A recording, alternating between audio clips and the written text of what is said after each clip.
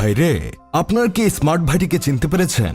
উনি হচ্ছেন টুইটারের মালিক ইলন মাস্কের ছোট ভাই বেলুন মাস্ক। তার বড় ভাই যেমন রকেট উৎক্ষেপণ কেন্দ্র স্পেস এক্স স্টারবেস তৈরি করে পৃথিবী জুড়ে সাড়া ফেলে দিয়েছিল, তেমন ইলন মাস্কের ছোট ভাই বেলুন মাস্ক একটা সেলুন দিয়ে পুরো পৃথিবী থেকে শুরু করে শুক্র, শনি ও মঙ্গল গ্রহ পর্যন্ত সাড়া ফেলে দিয়েছে।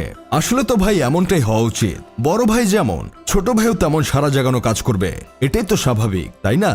তবে তাদের মায়ের ইচ্ছা ছিল বড় ভাই ইঞ্জিনিয়ার হবে আর ছোট ভাই মিলিয়নিয়ার হবে। ঠিক তেমনটাই হয়েছে।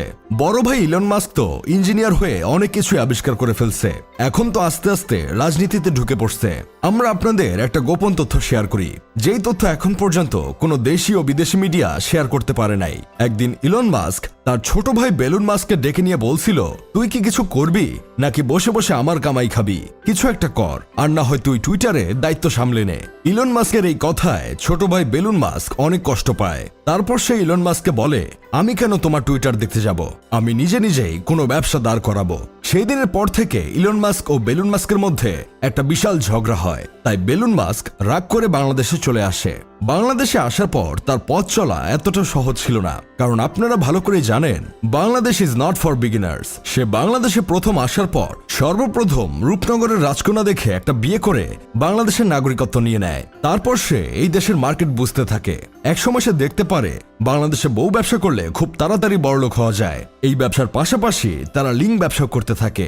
এইভাবেই চলতে চলতে একসময় তারা একটা সেলুন দিয়ে ফেলে। যেই সেলুন দেওয়ার একদিন পরেই তারা মিলিয়নিয়ার হয়ে যায়। তার একটা ভিডিওতে দেখা যায় সে 10-15টা বডিগার্ড নিয়ে স্যুট কোট পরে হেঁটে যাচ্ছে। সেলুনে ঢুকার পর মানুষ তার কোট খুলে দিচ্ছে, আবার কেউ জুতা মুছে দিচ্ছে।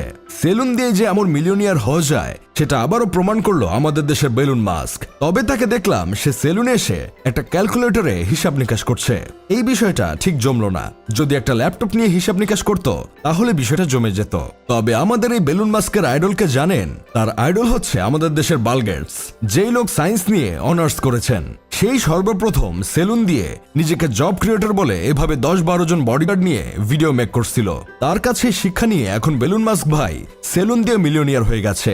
তাদের দেখা যায় অনেক চ্যানেলে গিয়ে ইন্টারভিউ দেয়, কিন্তু তারা একটা ইন্টারভিউ দিতে কত টাকা নেয় আপনারা জানেন? তারা একটা ইন্টারভিউ দেওয়ার জন্য $1 লক্ষ চার্জ করে থাকে।